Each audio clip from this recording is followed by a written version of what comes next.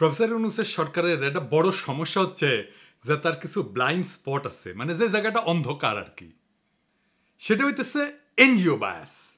Professor Yunus নিজেও এনজিওর লোক, তাই এনজিওর লেন্স দিয়া উনি রাষ্ট্রকে দেখেন। এইটা উনার একটা লিমিটেশন। আপনি দেখবেন যতগুলো ডিজাস্টার করছে প্রফেসর ইউনূসের সরকার, তার সবগুলো আসছে এই এনজিও বায়াস থেকে, এনজিও লেন্স দিয়া রাষ্ট্রকে দেখার কারণে। এখন অনেকে কইবেন আপনি আবার প্রফেসর ইউনূস সরকারের সমালোচনা শুরু করলেন কেন? আমি কয়েকটা এপিসোড আগে বলেছিলাম যে প্রফেসর ইউনূস বুঝা হোক না বুঝা হোক, যদি ইন্ডিয়ান লাইন অনুসরণ করেন তাহলে ওনারে তো আমি ধরবো। শুধু আমি না, সারা দেশের মানুষ ধরবে। প্রফেসর ইউনূসের ক্ষমতার উৎস সাধারণ মানুষ। সাধারণ মানুষই উনাকে অকুণ্ঠ সমর্থন দিয়ে ক্ষমতায় রাখছে, কিন্তু এই সমর্থন তো আনকন্ডিশনাল না, শর্ত ছাড়া না। পাবলিকে দিচ্ছে সমর্থন, আর সেই সমর্থনের বলে বলিয়ান হইয়া হারকুলিস হইয়া উনার পররাষ্ট্র মন্ত্রণালয় পাকিস্তানের কাছে 1971-এর গণহত্যার জন্য ক্ষমা চাওয়ার দাবি তোলে। আর সেই নিউজটা যখন মানব জমিনে ছাপা হয়, সেইখানে প্রফেসর ইউনূস আপনার ছবি থাকে। আর বেকুবগুলো জানেই না পাকিস্তান তিনবার আনুষ্ঠানিকভাবে রাষ্ট্রীয়ভাবে বাংলাদেশের কাছে ক্ষমা চাইছে 1971-এর জন্য। একবার পররাষ্ট্র মন্ত্রণালয়ের লেভেলে, আরেকবার প্রাইম মিনিস্টার লেভেলে, আর একবার রাষ্ট্রপতির লেভেলে। মানে আর কয়বার ক্ষমা চাইতে হবে? আর একবার ক্ষমা চাইলে আপনার বা দেশের কি লাভ হবে? হাসিনার বুড়ি বয়সে অর্গাজম হবে, এছাড়া তো আর কোনো অবজেক্টিভ নাই এটা বলার। যাই হোক, এবারে আসি আজকের ইস্যুতে। আজকের ইস্যুটাও খুব গুরুত্বপূর্ণ। নারী বিষয়ক সংস্কার কমিশন তার রিপোর্ট জমা দিছে। তো প্রফেসর ইউনূস সেই রিপোর্টের কিছু অংশ ওনার ফেসবুকে শেয়ার দিচ্ছেন।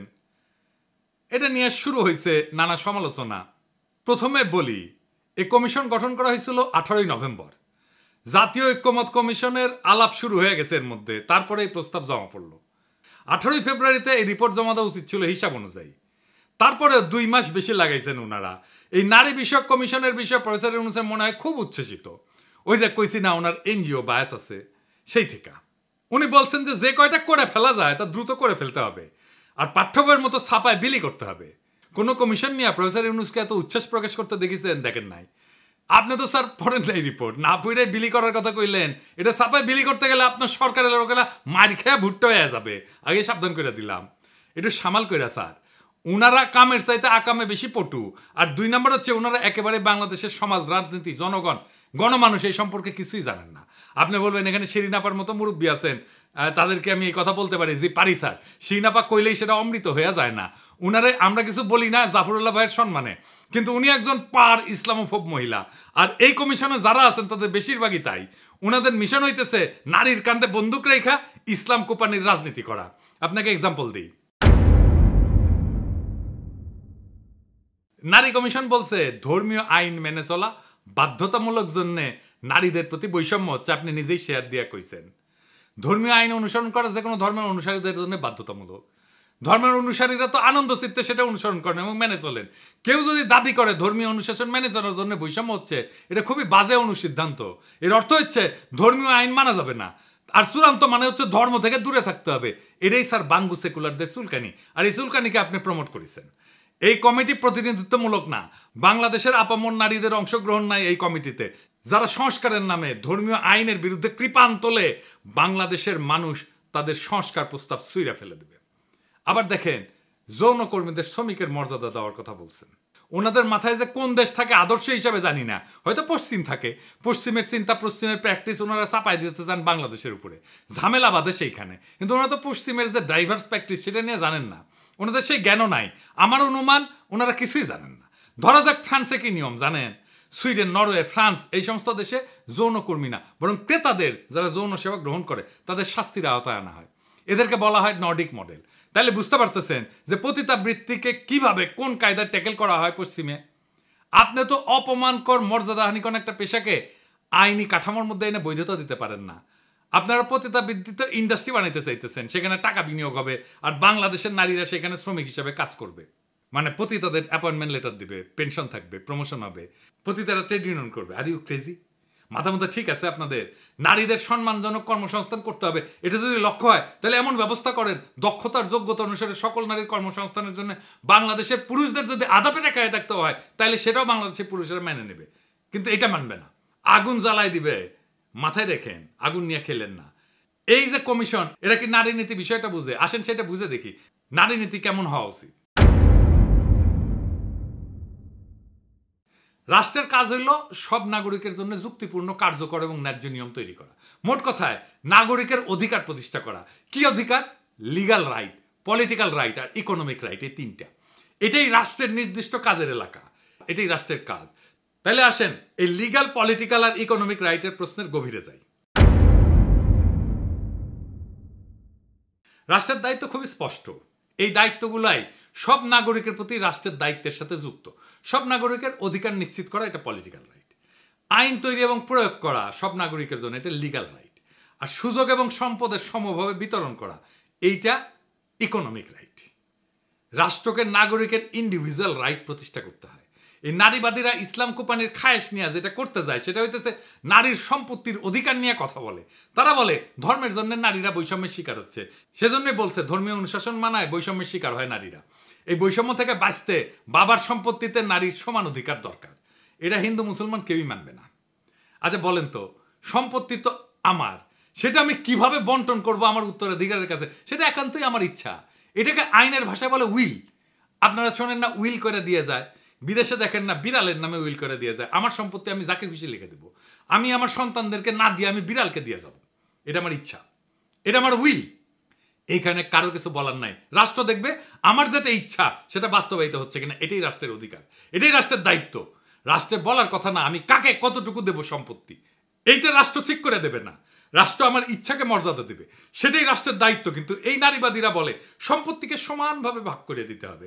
আমি যদি আমার মেয়েকে বেশি দিতে চাই, পারবো না? অবশ্যই পারবো। এটাই আমার উইল। আমার ব্যক্তিগত সম্পত্তি আমি কিভাবে আমার উত্তরাধিকারের কাছে দেব সেটা একান্তই আমার নিজের সিদ্ধান্ত। দুনিয়ার কোনো রাষ্ট্র এটা হাত দেয় না। ইউরোপে কেউ মানবে যদি রাষ্ট্র বলে তুমি তোমার উত্তরাধিকারের মধ্যে এইভাবে বন্টন করে দাও সম্পত্তি? মানবে না।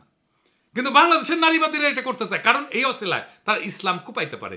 এটা ইসলাম কোপানির ইন্ডিয়ান তরিকা। তো এখন কইতে পারেন দাদা কিছু এলে ইন্ডিয়া ঢুকায় দেয়। জি না ভাই, বুঝাই দিই। আপনারা ভারতে মুসলমানদের ওয়াকফ সম্পত্তি মোদি গ্রাস করতে চায়, শুনেছেন না? কিভাবে গ্রাস করতে চায় জানেন?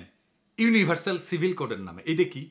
এই ওয়াকফ সম্পত্তি যেটা মসজিদ, মাদ্রাসা, কবরস্থান এই তিনদের জন্য দাঁড় করা হয়, তার পরিমাণ হইতেছে 6 লাখ একরের বেশি ভারতে। এটা মুসলমানদের একটা বিরাট বড় সম্পদ, সামাজিক সম্পদ।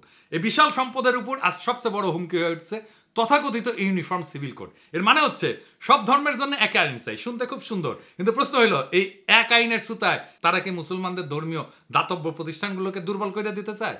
আসলে চায়। হ্যাঁ, ওয়াকফ মানে হচ্ছে স্থায়ী দান। এই সম্পত্তি কেউ বিক্রি করতে পারে না, উত্তরাধিকার দাবি করতে পারে না। এটা গরিব দুঃখী আর ধর্মীয় কাজে ব্যবহার করা হয়। ইউনিফর্ম সিভিল কোড চালু করে বলা হবে সব দান হবে এক নিয়মে, ধর্মীয় ভিত্তিতে দান না। বোঝা যাচ্ছে না? এর মানে ওয়াকফকে অসাংবিধানিক বলে বন্ধ করার রাস্তা তৈরি করা হচ্ছে। ওয়াকফ বোর্ডকে রাষ্ট্রের নিয়ন্ত্রণে না, মুসলমানদের দানের উপরে সরকার বৈশা পড়বে। এটা শুধু আইন না, এটা একটা অর্থনৈতিক আক্রমণ। মুসলমানদের সবচেয়ে বড় ধর্মীয় এবং জনহিতকর সম্পদ এখন রাজনৈতিক টার্গেট হয়ে গেছে। তাই ইউনিফর্ম সিভিল কোড এইটা মুসলমানদের অধিকার উচ্ছেদের জন্য। ভারতের মুসলমানদের জন্য এই লড়াই শুধু বিশ্বাসের না, এটা অস্তিত্বের লড়াই। এখন এই ইউনিফর্ম সিভিল কোড হচ্ছে হিন্দুত্ববাদী মোদির অস্ত্র, যা দিয়া মুসলমানদের সম্পদ, তার শক্তিকে, তার সমাজকে খর্ব করতে চায়। এই ইউনিভার্সাল সিভিল কোডের বাংলাদেশি ভার্সন হচ্ছে সম্পত্তিতে নারীর সমান অধিকার। এইটা দিয়ে ইসলাম কোপানি যাবে। এইটা ইন্ডিয়ান প্ল্যান। এই যে দেখেন না কুচুখিতি, এটা স্ট্রংলি এগ্রি করেছে, স্ট্রংলি ইংরেজিত কইছে। ইংরেজি যেহেতু কইছে ঠিকই কইছে, তাই না?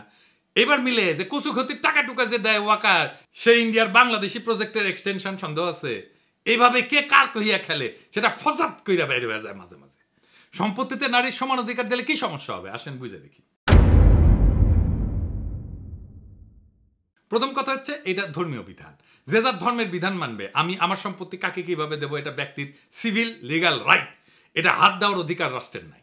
ধর্মের বিধানগুলো তো এমনি এমনি আসে নাই, এর পিছনে যা লজিক সেটা আমি যাব না। এটা ধর্মীয় নেতারা ব্যাখ্যা করবেন। আমি আমাদের সোশ্যাল ফেব্রিকের আলাপ করব, যা হাজার হাজার শতাব্দীর ভিতর দিয়ে গড়ে উঠছে। সেই সোশ্যাল ফেব্রিক নষ্ট হয়ে যাবে। কি সেটা? সেটা ভয়ঙ্কর একটা বিষয় হবে। বোন ভাইয়ের চাইতে ধর্মীয় বিধান অনুসারে পিতার সম্পত্তি কম পায়, এটা অঙ্কের হিসাব। কিন্তু সেই কম পাওয়াটা বহুগুণে বাইরে যায় একটা সামাজিক ঘটনায়, একটা সোশ্যাল ইঞ্জিনিয়ারিংয়ে। আমাদের সমাজে মায়ের পরে একজন ছেলের কাছে সবচেয়ে মূল্যবান সম্পর্কটা কোনটা? কোনটা? মামা। দুইবার মা ডেকে আমরা এই মামার সম্পর্কটা তৈরি করি। আমি যে আবদার এমনকি মায়ের কাছেও করতে পারি না, সেই আবদার আমাদের কালচারে মামার কাছে করতে পারি। মামার বাড়ির আবদার এটা বলি না, এটা কি মামার বাড়ি পাইছো এটা বলি না। এটা কেমনে আসে? ওই সোশ্যাল ইঞ্জিনিয়ারিং এর জন্য যেই অতিরিক্ত সম্পত্তি পায় মামা, তার কারণে এমন একটা মধুর কেমিস্ট্রি মামার উপরে পড়ে যে মামার সম্পত্তির উপরে, মামার বাড়ির উপরে ভাগনার একটা আলাদা অধিকার জন্মায়, সামাজিক অধিকার, ভালোবাসার অধিকার। ওই যে বলে না তাই তাই তাই, মামার বাড়ি যায়, মামা দিল দুধ ভাত, দুয়ারে বসে খাই। তারপরে ওই যে আই ছেলেরা আই মেয়েরা ফুল তুলিতে যায়, ফুলের মালা গলায় দিয়ে মামার বাড়ি যায়, মামার বাড়ি মধুরহারি, মামা ভাগ্নে যেখানে আপদ নাই সেখানে। এই যে মামা আর ভাগ্নের কেমিস্ট্রি আমাদের সমাজে এটা আর কোথাও পাবেন না। কাকার সাথে এই কেমিস্ট্রি হয় না কেন? কারণ ওই ধর্মের অনুশাসন শুধু সম্পত্তির অধিকার ঠিক করে দেয় নাই, সেটার সাথে সোশ্যাল ইঞ্জিনিয়ারিং করে দিছে যেন বোনের ছেলে মেয়ের মামার উপর এক স্নেহের, ভালোবাসার, নির্ভরতার একটা সম্পর্ক তৈরি হয়। এই নারীবাদীরা সেটাও ভেঙ্গে দিবে। আপনি দেখছেন এরা এতটাই নির্বোধ যারা হাজার বছর ধরে গড়ে ওঠা একটা সমাজকে মুহূর্তের মধ্যে কলমের খোঁচায় ধ্বংস করে দিতে চায়। এতই নির্বোধ এরা। প্রফেসর ইউনূস মাঝে মাঝে ভুলে যান উনি কোথায় থেকে ক্ষমতা পেয়েছেন, ওনার ক্ষমতার উৎস কি। আমরা এটা একটু ওনাকে মনে করে দিতে চাই।